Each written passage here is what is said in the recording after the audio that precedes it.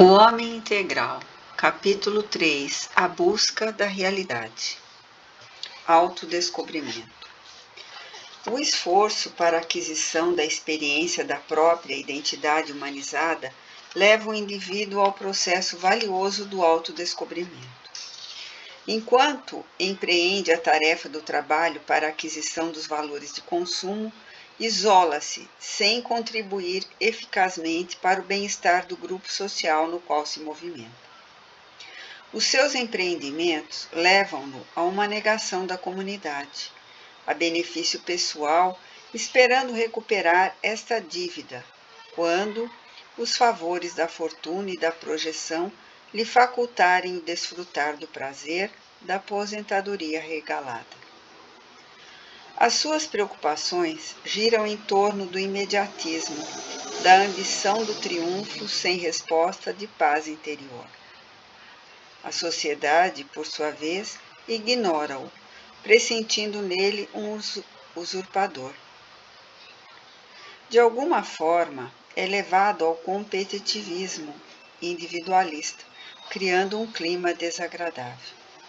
A sua ascensão será possível mediante a queda de outrem, mesmo que o não deseje. Torna-se assim um adversário natural. O seu produto vende na razão direta em que aumenta as necessidades dos outros, e a sua prosperidade se erige com consequência da contribuição dos demais. Não cessam as suas atividades na luta pelo ganha-pão. Naturalmente, esse comportamento passa a exigir, depois de algum tempo, que o indivíduo se associe a outro, formando uma empresa maior ou um clube de recreação, ignorando-se interiormente e buscando sem cessar as aquisições de fora. A ansiedade, o medo, a solidão íntima tornam-se-lhe habituais, um de cada vez, ou simultaneamente, desgastando-o, amargurando-o. O homem, pela necessidade de afirmar-se no empreendimento a que se vincula, busca atingir o máximo, aspira por ser o número 1 e logra-o às vezes. A marcha inexorável do tempo, porém, diminui-lhe as resistências, solapando-lhe a competitividade, sendo substituído pelos novos competidores que o deixam à margem. Mesmo que ele haja alcançado o máximo, os sócios atuais consideram-no ultrapassado, prejudicial à organização por falta de atualidade. E os filhos concedem-lhe postos honrosos, recriações douradas, lucros, desde que não interfira nos negócios. Ocorre-lhe a inevitável descoberta sobre a sua inutilidade. Isso produzindo-lhe choque emocional, angústia ou agressividade sistemática, um mecanismo de defesa do que supõe pertencer-lhe. O homem realmente não se conhece. Identifica e persegue metas exteriores. Camufla os sentimentos enquanto se esfalfa na realização pessoal sem uma correspondente identificação íntima. A experiência, em qualquer caso, é um meio propiciador para o autoconhecimento em razão das descobertas que enseja aquele que tem a mente aberta aos valores morais internos.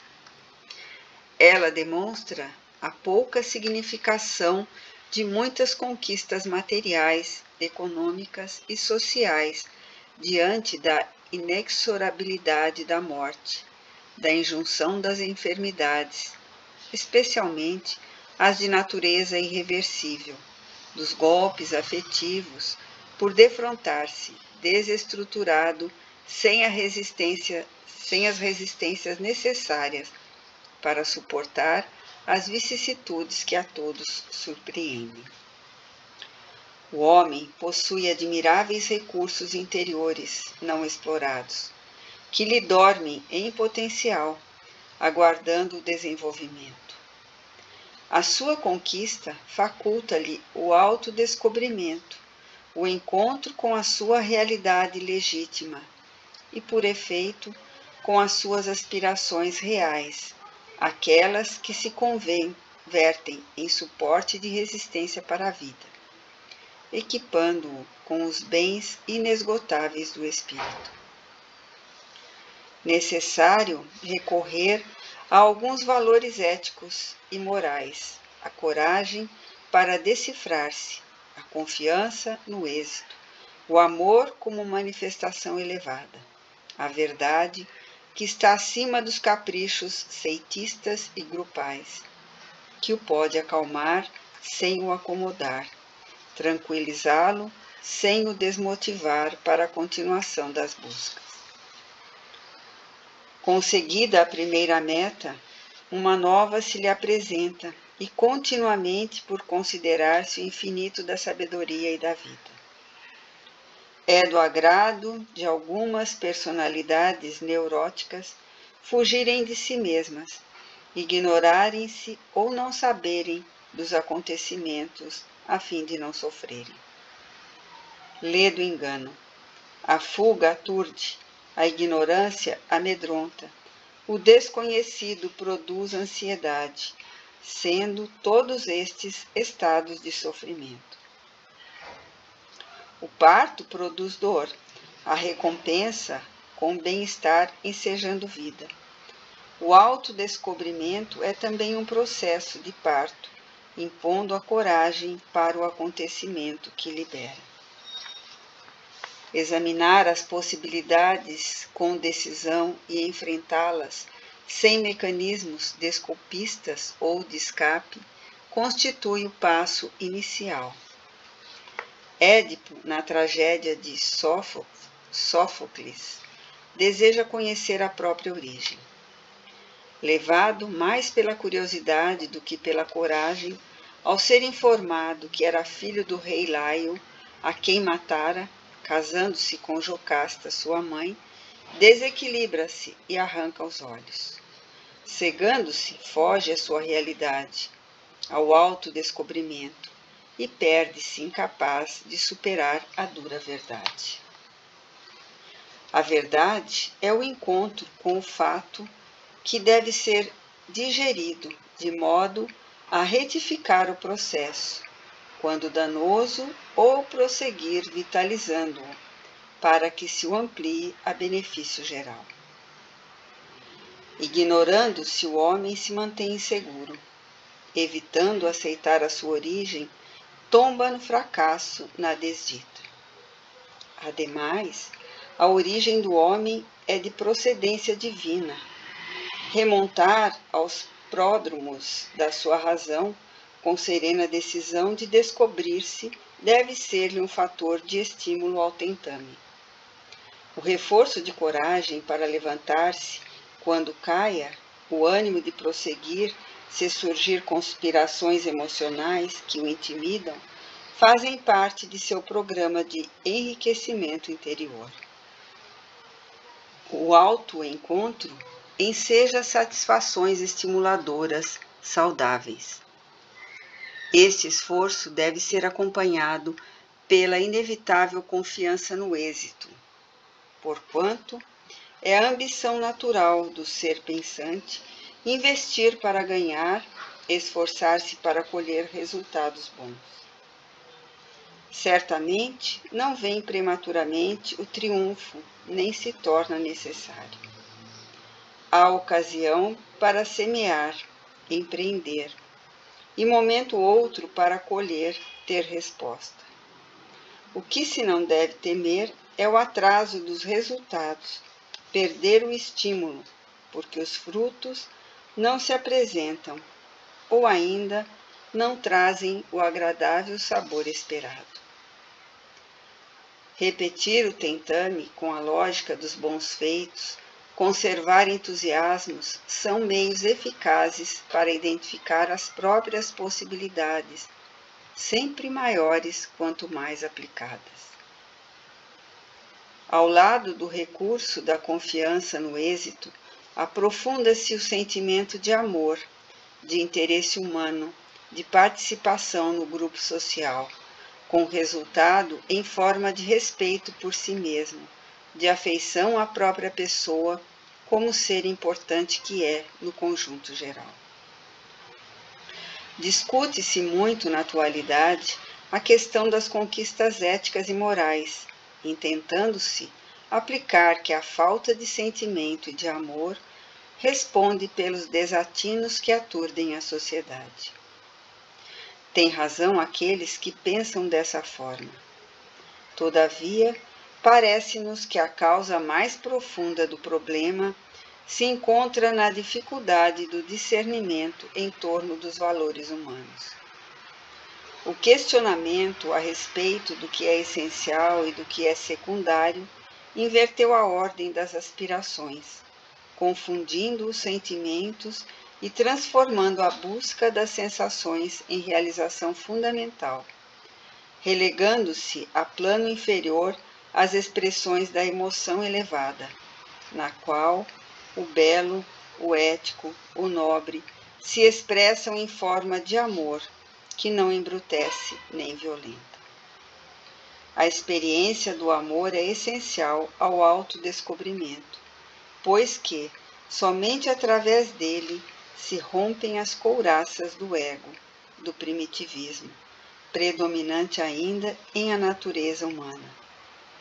O amor se expande como força co-criadora, estimulando todas as expressões e formas de vida.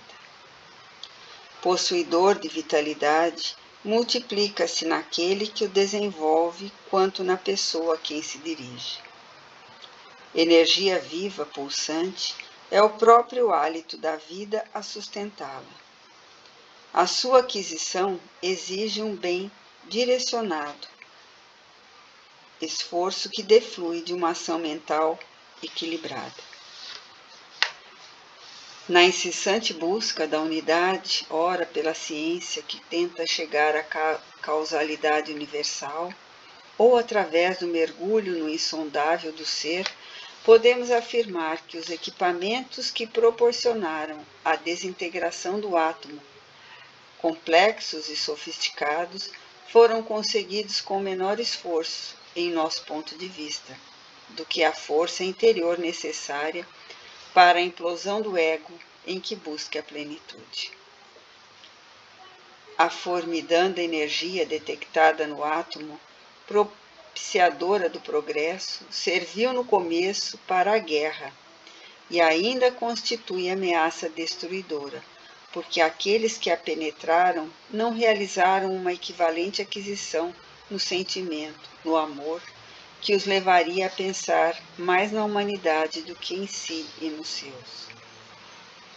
Amar torna-se um hábito edificante que leva à renúncia sem frustração, ao respeito sem submissão humilhante, à compreensão dinâmica, por revelar-se uma experiência de alta magnitude, sempre melhor para quem o exterioriza e dele se nutre.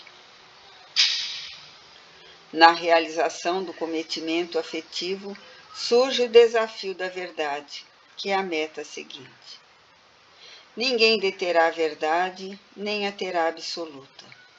Não nos referimos somente à verdade dos fatos, que a ciência comprova, mas àquela que os torne verazes. Verdade como veracidade, que depende do grau de amadurecimento da pessoa e da sua coragem para assumi-la.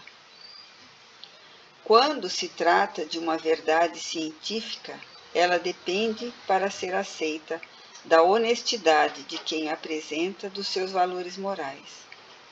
Indispensável, para tanto, a probidade de quem a revela, não sendo apenas fruto da cultura ou do intelecto, porém de uma alta sensibilidade para percebê-la. Defrontamo-la em pessoas humildes culturalmente, mas probas, escasseando em indivíduos letrados, porém hábeis na arte de sofismar. A verdade faculta ao homem o valor de recomeçar inúmeras vezes a experiência equivocada, até acertá-la. Erra-se tanto por ignorância como pela rebeldia. Na ignorância, mesmo assim, há sempre uma intuição do que é verdadeiro, em face da presença íntima de Deus no homem.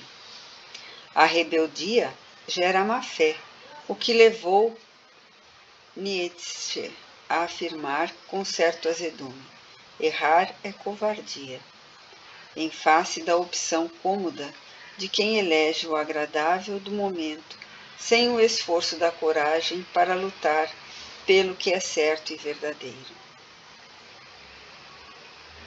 A aquisição da verdade amadurece o homem, que a elege e habitua-se à sua força libertadora, pois que somente a liberdade real, se esta decorre daquela que o torna humilde e forte, aberto a novas conquistas e a níveis superiores de entendimento.